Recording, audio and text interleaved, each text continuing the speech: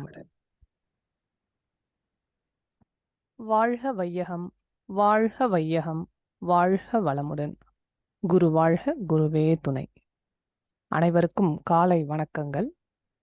இன்னைக்கு நம்மளுடைய தலைப்பு பார்த்தீங்கன்னா, நமக்கு நாமே பகைவன். இதுதான் நம்மளுடைய தலைப்பு. இந்த தலைப்பு கேட்கும் பொழுதே நமக்கு ஒரு சிந்தனை ஓடும். எப்படி நமக்கு நாமே பகைவனாக முடியும்? ஏன்னா நம்ம எல்லாமே நமக்கு நல்லதா நினைக்கின்றோம். நல்லதாவே நடக்கணும்னு நம்ம பிரார்த்தனை செய்கிறோம். அதுக்கேற்ற செயல்கள் எல்லாம் செய்கிறோம். அப்படி இருக்கும் பட்சத்துல எப்படி நமக்கு நாமே பகைவனா மாறுகிறோம்? எந்த சூழல்ல நம்ம அப்படி மாறுகிறோம்? அப்படிங்கிறத பத்தி தான் நம்ம இன்னைக்கு சிந்தனையா எடுத்திருக்கிறோம். இதை பத்தி சிறிது நேரம் பார்க்கலாம். சுவாமிஜி சொல்றாங்க, உண்மையில் உனக்கு எதிரி உண்டெனில் உன் உள்ளத்தில் எழும் ஒழுங்கற்ற எண்ணமே. அதாவது நமக்கு யாராவது எதிரி இருக்கிறாங்க அப்படின்னு நம்ம நினைச்சா கூட அது நம்ம எண்ணத்துல தான் ஏதோ தவறு இருக்கு அப்படின்னு சொல்றாங்க.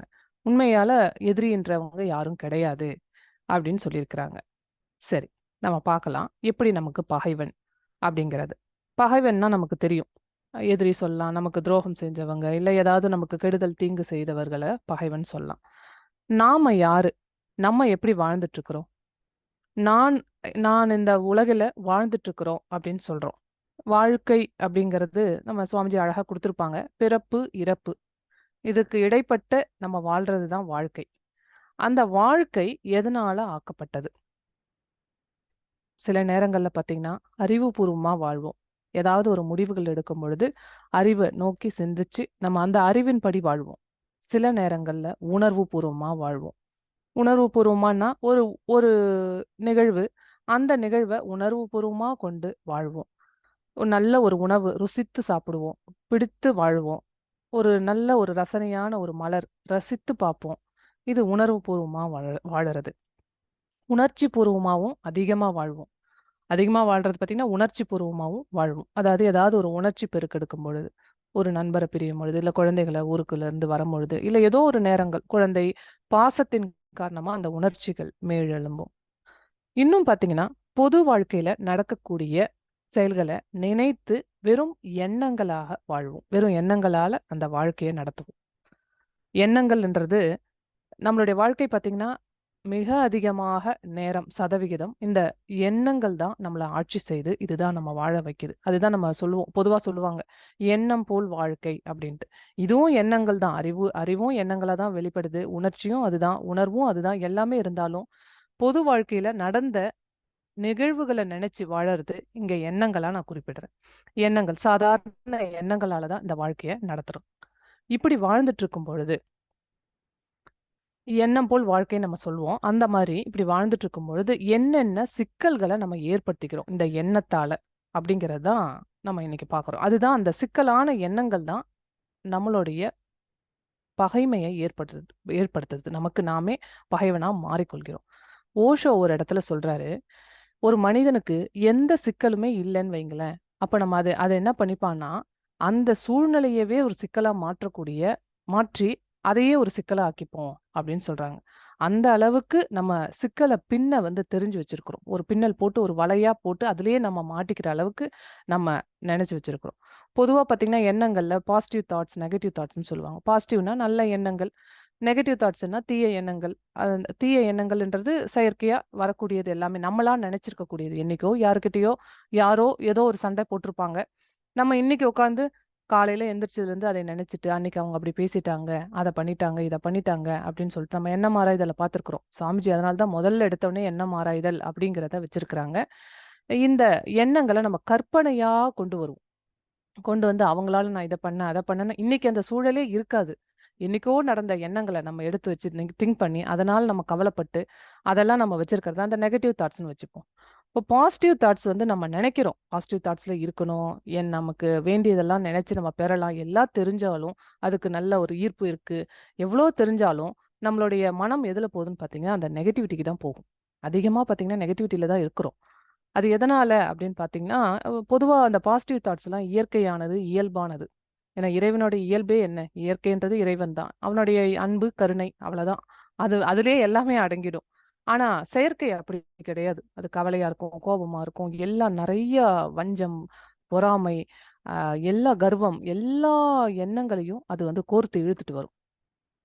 இயற்கையிலே நம்ம வந்து அடிமைப்பட மாட்டோம். இப்போ பொதுவா பார்த்தீங்கன்னா, இயற்கை இயல்பானதுன்னு சொல்றோம். அது எந்த இதையும் அடிமைப்படுத்தாது.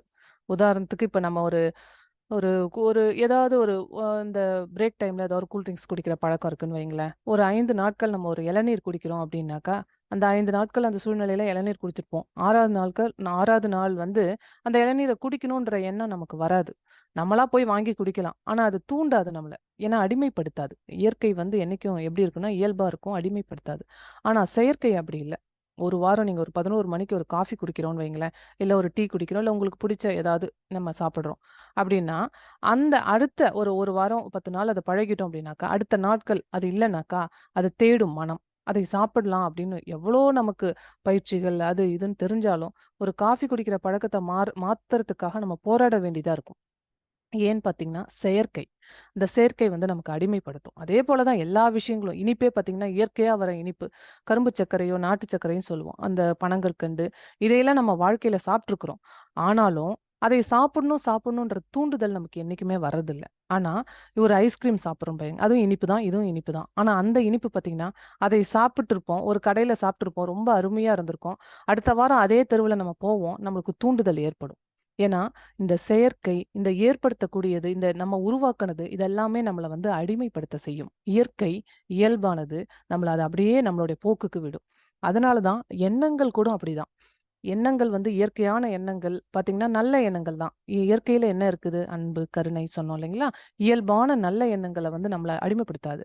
ஆனா, நெகட்டிவ் தாட்ஸ் பார்த்தீங்கன்னா, நம்மள நல்லா அடிமைப்படுத்தி வச்சிருக்கும்.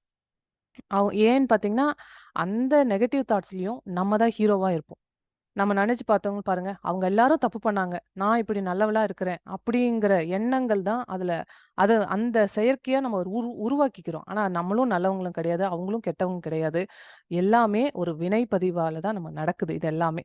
இந்த செயல்கள்லாம் நடந்துட்டு இருக்கும்பொழுது, நம்மள நாமே ஒரு ஹீரோவா ஆக்கி அந்த கற்பனையான எண்ணங்கள் வரும்பொழுது, ஆட்டோமேட்டிக்கா அது நம்மள அடிமைப்படுத்த ஆரம்பிப்போம். நம் அ ஆரம்பிக்கும். அப்படிங்கும்போது அப்ப தினந்தோறும் பார்த்தீங்கன்னா, அந்த எண்ணங்கள் நமக்கு ஊறி, ஊறி, ஊறி அது ஒரு பழக்கமா ஆயிடும். ஹேபிட்டா ஆயிட்டு, அதுக்கப்புறம் நான் டெய்லியும் காலைல எந்திரிக்கும்போதே ஒரு எண்ணத்தோட எந்திரிக்கிறது, அதோடயே சமைக்கிறது, இல்ல அவங்க வேலைய பார்க்கறது, அடுத்தது வேலைக்கு போறது, இல்ல வேலையில இல்ல பெண்களா இருக்கிறாங்கன்னா, வீட்ல உட்காந்து அத நினைத்து கொண்டு இருக்கிறது. இந்த மாதிரி நெகட்டிவ் தாட்ஸ் நம்மளுடைய மனசுல எப்பொழுதுமே ஒரு ஒரு கூடாரம் போட்டு என்னைக்குமே அது இருந்துகிட்டே இருக்கு. இதனால தான் அடிமைப்பட்டிருக்கோம். ஏன்னா அது செயற்கைன்றதுனால அது நம்மள அடிமைப்படுத்தும். நம்ம அடிமைப்பட்டிருக்கோம். இப்போ மனவளக்கலைக்கு நம்ம வந்ததுக்கப்புறம் தவங்கள் செய்ய செய்ய இந்த மாதிரி எண்ணங்கள் தேவையில்லாத எண்ணங்கள் நமக்கு தெரியும். அதனால நம்ம அதிலிருந்து நம்ம விலகி போகிறோம். ஆனால் இயற்கையாகவே பார்த்தீங்கன்னா, நம்ம நெகட்டிவ் தாட்ஸ்ல தான் நம்ம அதிக நேரம் நம்மளுடைய எண்ணங்கள செலவிடுறோம். நம்ம எண்ணங்கள் நமக்கு இருக்கு. சரி, இந்த நெகட்டிவ் எண்ணம் இருக்கிறதுனால, நமக்கு என்ன மாதிரியான தொல்லைகள் வருது அப்படின்னு பார்ப்போம். பொதுவா நம்ம சொல்றோம், மனம் தான் மனிதன், மனிதன் தான் இந்த வாழ்க்கைய நடத்திட்டு இருக்கிறான். இந்த மனதினுடைய பேஸ் இன்னும் நல்லா பிரிச்சு பார்க்குறோம் அப்படின்னா, எண்ணங்கள். எண்ணங்களின் தொகுப்பு அப்படியே ஒரு மனம்ன்ற ஒரு இதுவா காமிக்குது. எண்ணம் இல்லன்னா மனம் இல்ல. சரி. இந்த எண்ணத்துக்கு ஒரு லிமிட்டேஷன் இருக்கு. இப்ப எல்லா பொருளுக்குமே ஒரு லிமிட்டேஷன் இருக்கும் இல்லைங்களா? இப்போ ஒரு ஒரு கவர் இருக்கு, ஒரு பேக் இருக்குன்னு வைங்களேன். இந்த ஒரு பிளாஸ்டிக் கவர் இருக்கு. அதுல ஒரு 2 கிலோ பிடிக்கும் அப்படின்னாக்கா, இல்ல நான் அதுல ஒரு 4 கிலோ கொட்டுவேன் அப்படின்னாக்கா, ஒரு 4 கிலோ அரிசிய கொட்டுறோம். இல்ல ஒரு 4 கிலோ வெயிட் எடுத்து வைக்கிறோம் அப்படின்னாக்கா, அதோடைய கொள்ளளவு தாண்டும் பொழுது, அது என்ன ஆகும்ன்னு பார்த்தீங்கன்னா, அதனுடைய தன்மைய இழந்துரும் ஒரு அழுத்தம் ஏற்பட்டு, தன்னுடைய தன்மைய இழந்து, அந்த நிலையிலிருந்து அது மாற்றம் அடைஞ்சிரும். கிழிஞ்சிரும். இல்ல ஏதாவது ஆகும். இல்ல எலாஸ்டிசிட்டி விட்டுரும். அதே போல தான் மனிதனுக்கும் எண்ணத்துக்கு ஒரு கொள்ளளவு இருக்கு. பொதுவா ஆராய்ச்சியாளர்கள் சொல்றாங்க, 6000 எண்ணங்கள் தான் ஒரு மனிதனுக்கு ஒரு நாளைக்கு இருக்கணும் அப்படின்னு சொல்றாங்க. ஆனா, இந்த 6000த்த நம்ம எப்பவோ கடந்துட்டோம். அதிகப்படியான எண்ணங்கள். ஆ, ஆண்களுக்கும் சரி, பெண்களுக்கும் சரி, ஆண்களை காட்டிலும் பெண்களுக்கு கூடுதலாகவே இருக்குதுன்றாங்க. அப்படி இருக்கும் பொழுது, இந்த எண்ணங்கள் என்ன பண்ணும்? இந்த எண்ணங்கள தாங்கக்கூடிய கருவி எது? இந்த எண்ணங்கள்லாம் எப்படி வருது? நம்ம மூளையில தானே நம்ம ஓடிட்டு இருக்கு. அப்ப அதுக்குன்னு ஒரு லிமிட்டேஷன் இருக்கு. அத தாண்டி தினந்தோறும் இயக்கிட்டு இருக்கிறோம். அப்போ என்ன ஆகுது? ஒரு 6000 எண்ணங்கள் இருக்கிற இடத்துல 60,000 எண்ணங்கள் போகுதுன்னு வைங்க. அப்ப அது என்ன ஆகும்? அழுத்தம் ஏற்படும். ஒரு பொருளுடைய வெயிட் அதிகமா கையில ஒரு 10 புக்கு தூக்குறீங்க. நேரா அப்படி வைக்கலாம். ரொம்ப வெயிட்லெஸ் புக். இன்னொரு 15 புக்கு சேர்த்து வைக்கிறாங்க. கொஞ்சம் வெயிட்டா இருக்கு. அப்ப என்ன ஆகும்? கை தானா கீழ வரும். அழுத்தம். அந்த அழுத்தத்தின் காரணமாக அதனுடைய எடையை தாங்கக்கூடிய தன்மை கீழே இறங்குது இல்லைங்களா? அதே போலதான் மனம் என்ன ஆகுது, இந்த எண்ணங்களால சேர்த்து சேர்த்து வைக்கும் பொழுது அழுத்தம் அதிகமாகுது. சில நேரங்கள்ல ஏதாவது சண்டை நடந்திருக்கும். அப்ப நம்ம அது இதுன்னு அந்த வேகமான ஃப்ரீக்வன்சில பார்த்தீங்கன்னா, அந்த எண்ணங்கள நினைக்கும் பொழுது தலைவலி ஏற்படும். ஏன்னா, மூளை சொல்லுது, "இல்லப்பா இது என்னுடைய கொள்ளளவ தாண்டிடுச்சு. நீ போதும். இதோட உன்னுடைய எண்ணங்கள நிறுத்திடுன்னு" சொல்றதுக்கு அந்த நேரத்துல நம்மளால எதுவும் தலை வலிக்கும் பொழுது எதுவுமே சிந்திக்க முடியாது. எதுவும் எந்த எண்ணத்தையும் விட முடியாது. வலி தான் நம்மளுடைய மைண்ட் இது பண்ணும். டைவர்ட் பண்ணுது. அப்பவாச்சும் நம்ம படுத்துட்டோம் அப்டின்னாக்கா, நமக்கு அந்த தொல்லை அந்த உறங்கும் பொழுது அந்த எண்ண கழிவுகள் எல்லாம் நீக்கி, அடுத்த நாள் உங்களுக்கு சரி பண்ணி குடுத்துரும். ஆனா அடுத்த நாள் விடுமா? இல்ல. மறுபடியும் எனக்கு காலையில எழுந்து, நேத்து நடந்ததெல்லாம் நெனச்சு, இதுக்கு காரணம் யார் யாரெல்லாம் அவங்களையெல்லாம் புடிச்சு, அவங்களையும் எல்லாத்தையும் சேர்த்து, இப்போ இன்னைக்கு இன்னைக்கு இன்னும் என்ன ஆயிடுச்சு? எண்ணம் கூடுதலாயிடுச்சு. அப்ப இந்த மாரி தொடர்ச்சியா நடக்கும்பொழுது என்ன ஆகும்? எண்ணத்தின் அழுத்தத்தின் காரணமாக தலைவலி ஏற்பட்டு, ஏற்பட்டு அது ஒரு கட்டத்தில முடியாம, அது மைக்ரேன்ன்ற ஒரு தொல்லைய கொண்டு வருது. இன்னும் அதையும் தாண்டி போயிட்டுருக்கிறோம்னு சொல்றாங்க. மூளையில கழிவுகள் அதிகமாச்சு. மூளையில என்ன கழிவுகள் வரும்? எண்ண கழிவுகள். கட்டிகளா மாறுது அப்படின்னு சொல்றாங்க. அப்போ இந்த இதெல்லாமே அறிவுபூர்வமா சயின்டிஃபிக் தான் இது சயின்டிஸ்ட் தான் இதெல்லாம் சொல்றாங்க. அப்ப நம்ம வந்து இங்க தத்துவ ரீதியா பேசிட்டு இருக்கிறோம். எண்ணங்கள் தான் எல்லாத்துக்கும் காரணம். எண்ணம் போல் வாழ்க்கை இதெல்லாம் நமக்கு ஏற்கனவே சொல்லி வச்சுட்டாங்க. அதனால நம்ம அத பெருசா எடுத்துக்கிறது இல்ல. ஆனா இன்னைக்கு சயின்ஸ் என்ன சொல்றதுன்னா, இப்ப மெடிக்கல் ஃபீல்ட்ல 2 வகையான டிசீஸ் சொல்றாங்க. Psychosomatic disorder, auto immune disorder 2 வகையான நோய்கள். இதுக்கு முக்கிய காரணமே எண்ணங்கள் தான் சொல்றாங்க. அவங்களால அது மட்டும் தான் கண்டுபிடிக்க முடியுது. அதாவது இது எப்படி சொல்றாங்க அப்படின்னு பார்த்தீங்கன்னா, இப்ப சைக்கோசோமேட்டிக் டிஸார்டர் அப்படின்னா, உடல்ல ஏற்படக்கூடிய வலி. ஆனா, இந்த வலிய எதனால ஏற்படுதுன்னு செக் பண்ணும்போது, எல்லா பாராமீட்டர்ஸும் உங்களுக்கு கரெக்ட்டா காமிக்குது. அப்படி காமிக்கும்போது அவங்க என்ன சொல்றாங்க, அப்ப இது உடல்ல இருக்கக்கூடிய எந்த ஒரு பாராமீட்டர்ஸ்னால அஃபெக்ட் ஆகுறது இல்ல. மனதின் மூலமா நம்ம சில எண்ணங்களின் மூலமா ஏற்பட்ட தாக்கத்தின் காரணமாக இது ஏற்பட்டிருக்கு அப்படின்னு அவங்க ஃபைனலைஸ் பண்றாங்க. அப்போ எண்ணம் தானே அதுக்கு காரணம். இந்த வலிக்கு காரணம் என்னுடைய எண்ணங்கள். அதுதான் அவங்க கன்க்ளூட் பண்றாங்க. அதே போல ஆட்டோ இம்யூன் டிஸார்டர் இன்னொரு நோய். இப்போ சில பேருக்கு பார்த்தீங்கன்னா, என்னன்னாலும் பண்ணுவாங்க. நெறைய ட்ரீட்மெண்ட் பண்ணுவாங்க. எதுக்குமே அவங்களுடைய உடல் கோஆப்பரேட்டே பண்ணாது. இதே போல நான் ஒரு பேஷண்ட் பார்த்தேன். சொந்தத்தில ஒருத்தவங்க. அ ஒரு ஹாஸ்பிட்டல் அட்மிட் ஆனாங்க. அவங்களுக்கு இருந்தது பார்த்தீங்கன்னா, சாதாரணமான ஒரு ஹார்ட் தொந்தரவு. அதாவது கொழுப்பு அடைச்சு, அவங்களுக்கு பைபாஸ் சர்ஜரி தான் பண்ணாங்க. செய்து அதெல்லாம் சரியா போய் ஹார்ட் ஃபங்ஷன் நார்மலா ஆயிடுச்சு. ஆனா ஒரு ஓரிரு மாதங்கள் கழிச்சு, அவங்களுடைய உடல் வந்து ஏதோ கோஆப்பரேட் பண்ணல அப்படின்ற மாரி அவங்களுக்கு வாமிட்டிங் சென்சேஷனு, சரியா டைஜஷன் ஆகுறதில்ல அப்படின்னு சொல்லிட்டு ஹாஸ்பிட்டல் போறாங்க. அவங்கள போய் பார்க்கும்பொழுது, என்ன காரணம்னே தெரியலன்னு சொல்றாங்க அப்படின்னு சொன்னாங்க. நம்ம அவங்கள போய் பார்த்துட்டு வருவோம் அப்படின்னு, இதுக்காக இல்ல, பொதுவா அவங்க சொந்தம்ன்றதுனால நாங்க ஒரு நாள் போய் பார்க்குறோம். அவங்களோட ரிப்போர்ட்ஸ்லாம் வாங்கி படிக்கும்பொழுது, அதில போட்டிருக்கு. ஆட்டோ இம்யூன் டெஸ்ட் எடுத்திருக்கிறாங்க அவங்களுக்கு. ஸோ, அப்ப அதில தான் அவங்களுக்கு தெரியுது. Auto immune disorder. இது உங்களுக்கு வந்து சரியா ஃபங்ஷன் ஆகல அப்டின்றாங்க.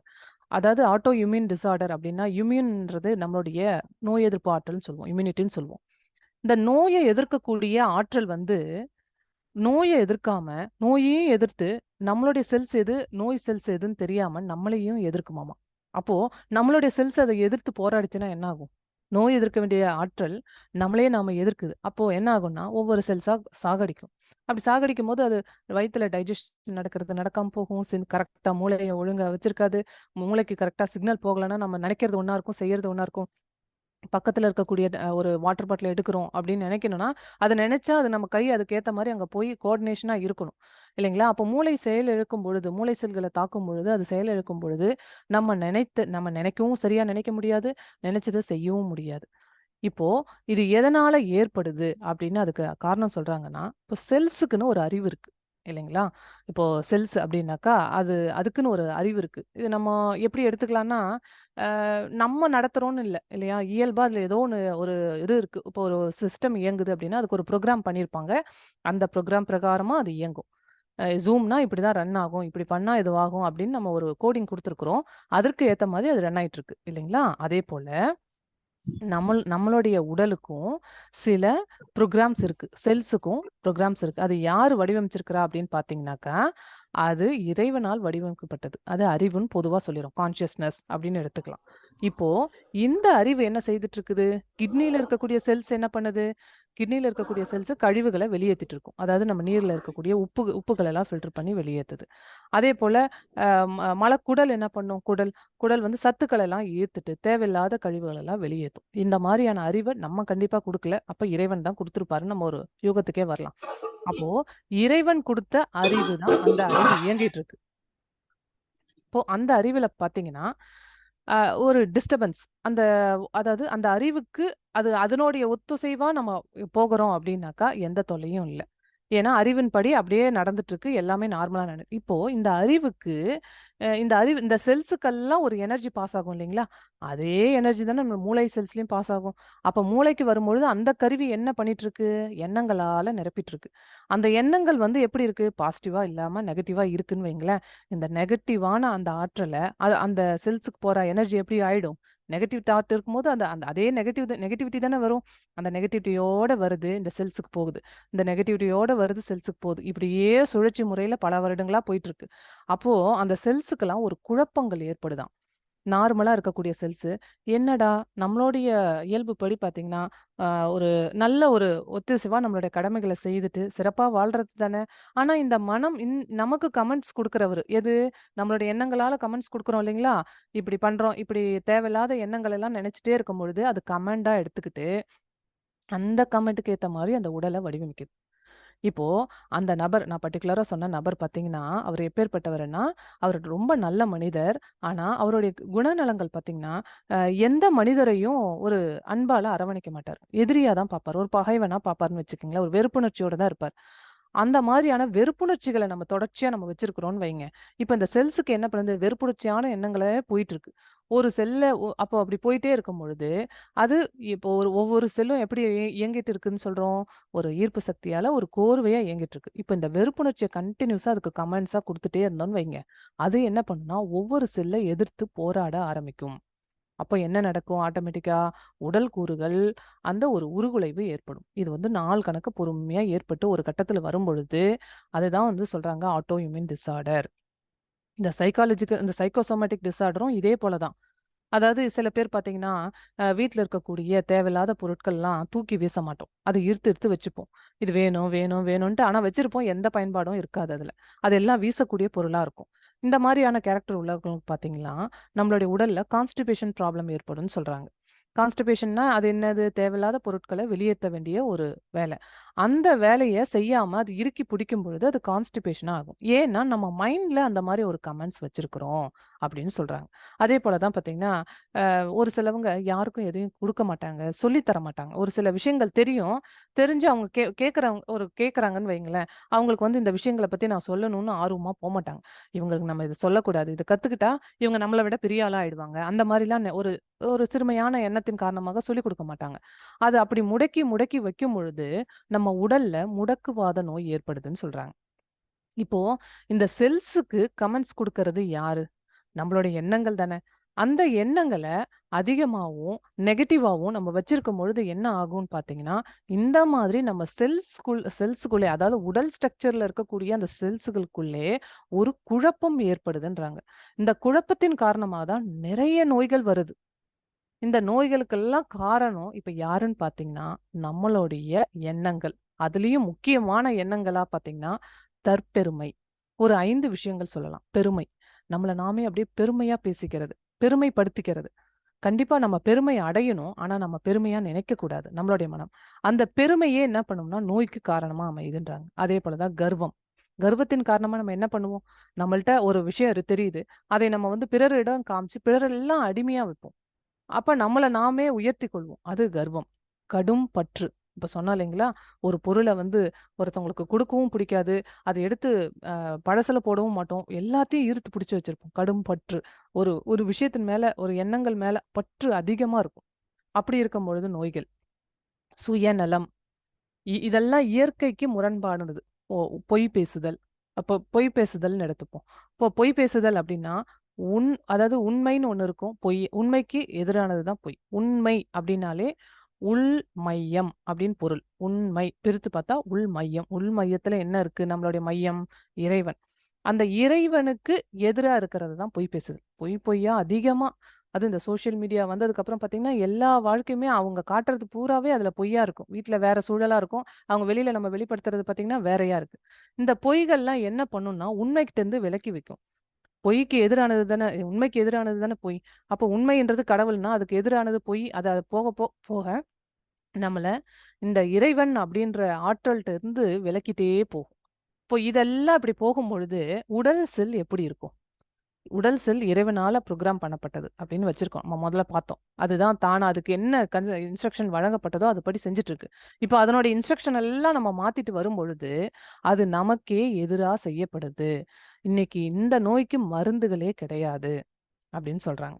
ஆ அதே போல தான் நம்ம எண்ணத்த வந்து எப்படியெல்லாம் நம்ம மாற்றி அமைக்கிறோமோ, அதுல தான் நம்மளுடைய உடல்ல ஏற்பட்ட இந்த வினைகளுக்கு எல்லாமே ஒரு தீர்வா அமையும். சொல்றாங்க இல்லைங்களா?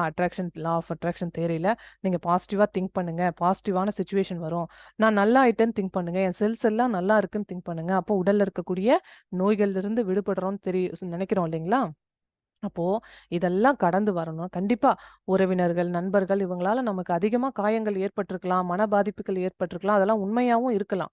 ஆனா, அதற்காக அந்த எண்ணங்கள நம்ம மைண்ட்ல ஹோல்ட் பண்ணி, இப்ப யாருக்கு தண்டனை குடுத்துக்கிறோம்னு பார்த்தீங்கன்னா, நமக்கு நாமே தண்டனை குடுத்துருக்கிறோம். நமக்கு நாமே பகைவனா மாறிட்டு வரோம். இவங்க புத்தர் சொல்லுவாங்களாமா. ஒருத்தவன் நம்ம மேல கோவத்த காட்டுறான் அப்படின்னா, ஏதோ ஒரு தப்பு பண்ணிட்டான். அவன் மேல நம்ம கோவத்த காமிக்கிறோம் அப்படின்னா, அது நமக்கு நாமே குடுத்துக் கொள்ளக்கூடிய தண்டனைன்னு சொல்றாங்க. இதெல்லாம் அவங்க அறிவுபூர்வமா சிந்திச்சு சொல்லியிருப்பாங்க. ஆனா, ஒரு வரியில சொல்லிட்டு போயிடுவாங்க. இது எப்படின்னு பார்த்தீங்கன்னா, இந்த மாதிரி தான் செயல்படுது. இந்த மாதிரியான தேவையான தேவையான எண்ணங்கள மட்டும் நம்ம சுழல விடணும்.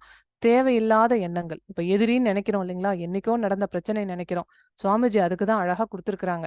யாராவது நமக்கு ஒரு துன்பம் பண்ணியிருக்கிறாங்க அப்படின்னாக்கா, அது நம்மளுடைய பதிவு நீங்குது அப்படிங்கிற ஒரு பாசிட்டிவ் தாட்டோட, சரி அவங்களுக்கு ஒரு வாழ்த்து போட்டு, இந்த பதிவ நீ நீக்கியிருக்கிற, உனக்கு நன்மை அப்படின்னு அவங்கள உண்மையாவே நான் சொல்லுங்க நம்மளோட பதிவுகள்லாம் சாதாரணமான பதிவுகளா? அத நம்மளா கழிக்கணும், தீர்க்கணும் அப்டின்னா முடியுமா? யாராவது வந்து எடுத்துட்டு போனா தானே அது முடியும். பாவம் அவங்க நம்ம பதிவ எடுத்துட்டு போய் அவங்க என்ன பாடு போறாங்களோ தெரியல. உண்மையிலுமே அவங்களுக்கு நன்றி உணர்வோடு நன்றி சொல்லணும். இந்த பதிவுகளை நீக்கிறதுக்கு உனக்கு நன்றிப்பான்னு சொல்லி, அந்த எண்ணத்த அதோட நிறுத்திட்டு, நல்லது தரக்கூடிய நன்மை பயக்கும் எண்ணங்கள நம்ம மனசுல சுழல விட்டுட்டே இருந்தோம்னாக்கா, ஏற்கனவே ஏற்பட்ட குழப்பங்களுக்கும், செல்லின் ஏற்பட்ட குழப்பத்தின் காரணமா ஏற்பட்ட நோய்களுக்கும் ஒரு தீர்வு அமையும். இனி வரப்போற காலத்துல நம்மளோட உடலையும் சரி, நம்மளோட சுற்றத்தையும் சரி, மனதையும் சரி, எல்லாத்தையும் இதமா வச்சு ஒரு நல்ல மனிதனா வாழ்வோம். அதுக்கப்புறம் தான் நம்மளுடைய இறைவன்ற இதையே சிந்திக்க முடியும். அப்படின்னு சொல்லிட்டு நமக்கு நாமே பகைவனா இல்லாம, ஒரு நல்ல நண்பனா, ஒரு நற்பெயர் பெற்றவனா வாழ்வதற்கு ஒரு நல்ல முயற்சி செய்வோம். இதற்கு நம்மளுடைய மனவளக்கலை மிகவும் உதவும். அந்த பயிற்சிகளை எல்லாம் செய்து இந்த மேன்மையை அனுபவிப்போம். நன்றி. வாழ்க வளமுடன்.